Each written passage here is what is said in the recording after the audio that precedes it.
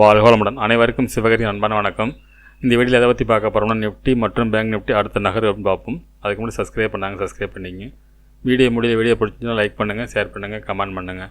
உடனுக்குடன் அப்டேட்டுக்கு Telegram link டிஸ்கிரிப்ஷனில் join பண்ணிங்க. சரி வாங்க வீடியோக்குள்ளே போவோம். ஃபஸ்ட் நம்ம என்ன சொல்லியிருந்தோம், என்ன நடந்துன்னு ஃபஸ்ட் பார்ப்போம்.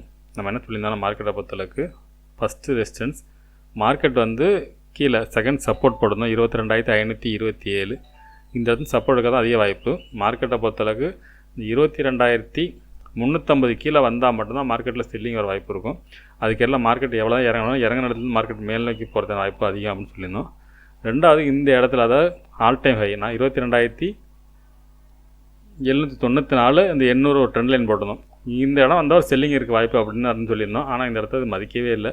அது பிரேக் ஆகிட்டு தான் அந்தளவு சைடுவேஸ் இருந்து அதுக்கப்புறம் ஒரு பிரேக் ஆகி கிட்டத்தட்ட 23,000 தொடில் ஒரு 22,993 ஹை போயிட்டு இந்த மார்க்கெட் முடிஞ்சிருக்கு. சரி ஓகே, பேங்க் நிஃப்டி என்னென்னு பார்ப்போம்.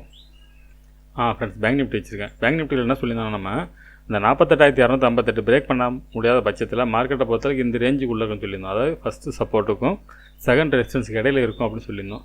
ஆனால் மார்க்கெட் வந்து அந்த இடத்துலாம் ஈஸியாக பிரேக் பண்ணிட்டாங்க. அதுக்கப்புறம் பார்த்தோம்னா நம்ம பெரிய பையிங் எங்கே இருக்க வாய்ப்புன்னு பார்த்தோம்னா 48,457 இந்த லெவல்ஸ் பிரேக் பண்ணும்போது மார்க்கெட் மேலே போக வாய்ப்பு. இதுவே சில எல்லோ ஜோன் தான் நம்ம நேற்று போட்டிருந்தோம். இந்த இடத்துல கொஞ்சம் சிரமமான இந்த இடத்துல பிரேக் பண்ண வச்சு மார்க்கெட் மேலே போக வாய்ப்பு அப்படிங்கிற மாதிரி தான் சொல்லியிருந்தோம். அதில் 48,457 குறிப்பாக சொல்லியிருந்தோம். இது பிரேக் பண்ணால் மார்க்கெட் மேல் நோக்கி போக வாய்ப்புன்னு சொல்லிட்டு. அதேபோல் இந்த 22,450 பிரேக் பண்ணிச்சு கிட்டத்தட்ட 48,850 வரைக்குமே கிட்டத்தட்ட போனது 400 பாயிண்ட் இந்த இடத்துல நம்ம சொன்னது ஒரு மூமெண்ட்ஸ் இருந்துச்சு ஃப்ரெண்ட்ஸ்.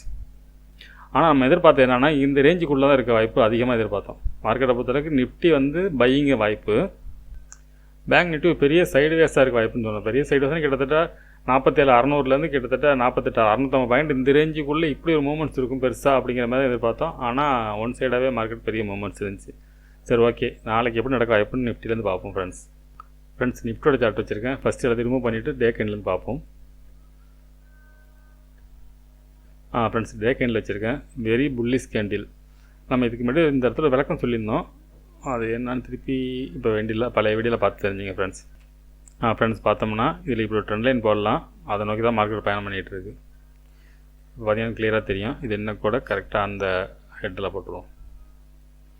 இதன்படி பார்த்தோம்னா மார்க்கெட்டை பார்த்தாலும் நாளைக்கு இந்த இடத்துல அடுத்த கேண்டில் போட்டால் இதில் ஹை எவ்வளோ இருக்க வாய்ப்புன்னு பார்த்தோம்னா 23,100 இந்த ரேஞ்சு வரைக்கும் போகிறதுக்கான வாய்ப்பு அதிகம் இந்த ட்ரெண்ட் லைன் படி. ஆனால் இந்த இடத்துல பார்த்தீங்கன்னா கிட்டத்தட்ட 1 2 3 இதுக்கு இது 4 5 5வது டைம் பிரேக் பண்ணாலும் பெரிய புல்லிஸ் இருக்க வாய்ப்பும், பிரேக் பண்ணால் பெரிய புல்லிஸ் இருக்க வாய்ப்பு. ஆனால் பிரேக் பண்ணுமா அப்படின்னு பார்த்தோம்னா பேங்க் நிஃப்டியில் ஒரு சின்ன இடைஞ்சல் இருக்குது. அது அந்த வீடியோவில் தெரியும்.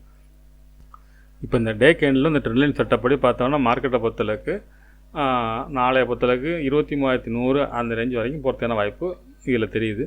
சரி ஓகே, இது நம்ம 15 மினிட்ஸ் வச்சு பார்ப்போம் என்ன மாதிரி மூவ்மெண்ட்ஸ் இருக்க வாய்ப்புன்ட்டு. ஃப்ரெண்ட்ஸ் பார்த்தீங்கன்னா 15 மினிட்ஸ் வச்சுருக்கேன். இப்போ ஃபஸ்ட்டு சப்போர்ட்னு பார்த்தோம்னா 22,854 அப்படிங்கிறது ஃபஸ்ட்டு சப்போர்ட்டாக இருக்கும். அதுக்கு அடுத்து பார்த்தா 22,794. இது வந்து ஸ்ட்ராங் சப்போர்ட்னு எடுத்துக்கலாம். அது ஏன்னா இது பழைய ஆல் டைம் ஹை. இப்போ இந்த இடத்த பிரேக் பண்ணி தான் மார்க்கெட் மேலே போயிருக்கு. இந்த இடம் ரிட்டர்ன் பண்ணுறது வாய்ப்பு இருக்குது. தொட்டுட்டு மறுபடியும் மேலே பார்த்து வாய்ப்பு இருக்கும். ஓகே, அடுத்த 3வது சப்போர்ட்னு பார்த்தோம்னா 22,707. அதுக்கடுத்து 22,590. ஸ்ட்ராங் சப்போர்ட்னா இந்த இடம் தான் 22,590ங்கிறது தான் ஸ்ட்ராங்கான சப்போர்ட். ஆனால் மார்க்கெட்டை பொறுத்தளவுக்கு இந்த 23,100 நம்ம இந்த ட்ரெண்ட் லைன் வந்து டே வச்சு போட்டிருக்கோம். அந்த 23,100 தொட்டால் ஒரு செல்லிங் வர வாய்ப்பு இருக்கும். மார்க்கெட்டை பொறுத்தளவு ஒரு வேளை நாளைக்கு ஒரு பெரிய கேப்பப் இருந்து இதுக்கு மேலே இருந்தால் நம்ம சொன்னது எல்லாமே மாறி போயிடும். வாய்ப்பே இல்லை. வாய்ப்பு இல்லைன்னா இது மேலே கேப்பப் ஆகிடுச்சுன்னா நம்ம சொன்னது செட்டப் பத்தினி மாறிடும். கேப்பப் ஆகாமல் ஃப்ளாட்டாக இருந்தால் மட்டும்தான் நான் சொல்கிறதெல்லாம் நடக்க வாய்ப்பு இல்லை. டவுன் கூட வரலாம். அதாவது டவுன்னா கிட்டத்தட்ட 22,794 இந்த ஆல் டைம் ஹை நியரோட ஓப்பன் ஆனால் மேல் நோக்கி போகிறது வாய்ப்பு இருக்கும். ஆனால் இந்த ஆல் டைம் ஹைக்கு கீழே ஓப்பன் ஆனால் தான் கொஞ்சம் குழப்பமாக இருக்கும், கிளியராக சொல்ல முடியாது. இந்த இடத்துல ரேஞ்சில் பிரேக் பண்ணால் ஓப்பன் ஆனால் மார்க்கெட்டை பார்த்தாலும் மேல் நோக்கி போக வாய்ப்பு இருக்கும் 23,100 வரைக்கும். ஒருவேளை 23,100க்கு மேலே கேப் அப் இருக்கும் பட்சத்தில் ஃபஸ்ட்டு 5 மினிட்ஸ் பிரேக் பண்ணால் வெரி புல்லிஸாக இருக்கிறதுக்கு வாய்ப்பும் அதிகம். ஓகே, இந்த பையிங் மட்டும் நம்ம போட்டுருவோம்.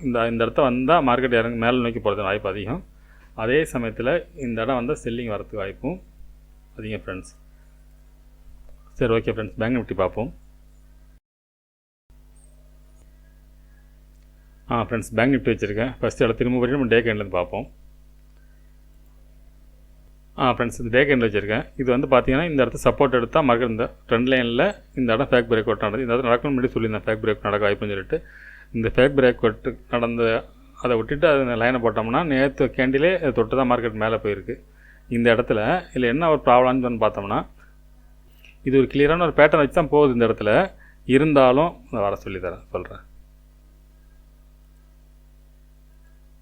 இது பார்த்தீங்கன்னா தெரியும், இதுக்குள்ள ட்ரையாங்கிள் பேட்டர்ன் மாதிரி இந்த இடத்துல 3000 தான் போகுது. மார்க்கெட்டை பொறுத்தளவுக்கு இதன்படி பார்த்தீங்கன்னா மார்க்கெட் வெரி புல்லிஸாக போகிறது வாய்ப்பு உண்டு. ஆனால் இந்த டாப் இருக்குது பாருங்கள், இந்த இடம் வந்தால் மார்க்கெட்டில் கொஞ்சம் ஸ்ட்ரகிளாக வாய்ப்பு இருக்குது. இந்த இடத்துல அதாவது 49,057 அப்படிங்கிற இடத்துல வந்தால் ஃப்ரெண்ட்ஸ் டே கேண்ட் செட்டப் படி இப்போ இந்த 49,057 அப்படிங்கிறது ஃபஸ்ட்டு சப்போர்ட்டாக வச்சுப்போம், ரெசிஸ்டன்ஸாக வச்சுப்போம். இந்த ரெசிஸ்டன்ஸ் பிரேக் பண்ணி க்ளோசிங் கொடுத்தா தான் அடுத்தது மார்க்கெட் மேலே நோக்கி போக வாய்ப்பு இருக்கும்.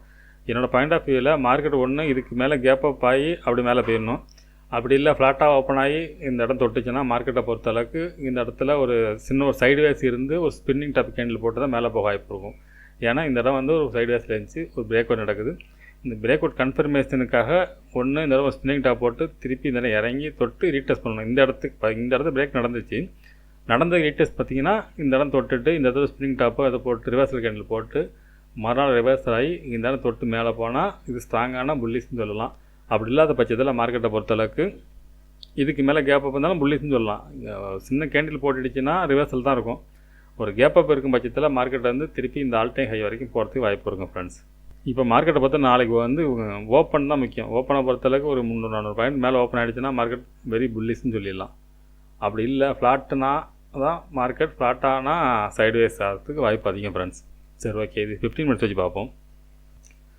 ஃப்ரெண்ட்ஸ் 15 மினிட்ஸ் வச்சுருக்கேன். இப்போ பார்த்தீங்கன்னா ஃபஸ்ட்டு சப்போர்ட்னு பார்த்தோம்னா 48,591 ஃபஸ்ட்டு சப்போர்ட்டாக இருக்கும்.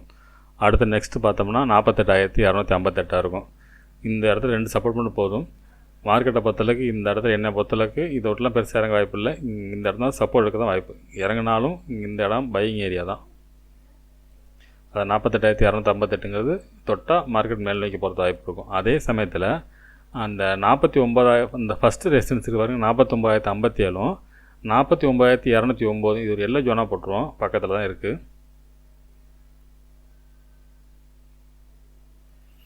மார்க்கெட்டில் இந்த ஜோனை பிரேக் பண்ணால் தான் அடுத்தது மேல் நோக்கி போக வாய்ப்பு இருக்கும். அப்படி இல்லாத பட்சத்தில் இந்த ரேஞ்சுக்குள்ளே, அதாவது இந்த 48,590 இந்த எல்லோ ஜோனுக்கு இடையில மார்க்கெட் சைடுவேஸாக இருந்துட்டு ஒரு ஸ்பின்னிங் டாப் கேண்டில் போகிறது வாய்ப்பு இருக்கும். அதுக்கப்புறம் ஸ்பின்னிங் டாப்புக்கு மேலே பையான மேலே போக வாய்ப்பு இருக்கும், அதனால் கீழே வரது வாய்ப்பு இருக்கும்.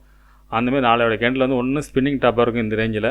ஒரு கேப் அப் இருக்கும் பட்சத்தில் ஃபஸ்ட்டு 5 மினிட்ஸ் பிரேக் பண்ணிச்சுன்னா திருப்பி இந்த ஆல் டைம் ஹை போகிறது வாய்ப்பு இருக்கும் ஃப்ரெண்ட்ஸ். நம்ம இதுக்கு மேலே வேணால் பெருசாக போட்டுருவோம், இது வரைக்கும் போகிறது வாய்ப்பு இருக்கும். அப்படி எல்லாம் தாண்டாத வரைக்கும் மார்க்கெட் வந்து பெருசாக போகாது. அதே சமயத்தில் 48,258 இறங்காத வரைக்கும் மார்க்கெட் பெருசாக கீழே இறங்காது. சரி, ஓகே ஃப்ரெண்ட்ஸ், நம்ம அடுத்த வீட்டில் சந்திப்போம். நன்றி, வணக்கம்.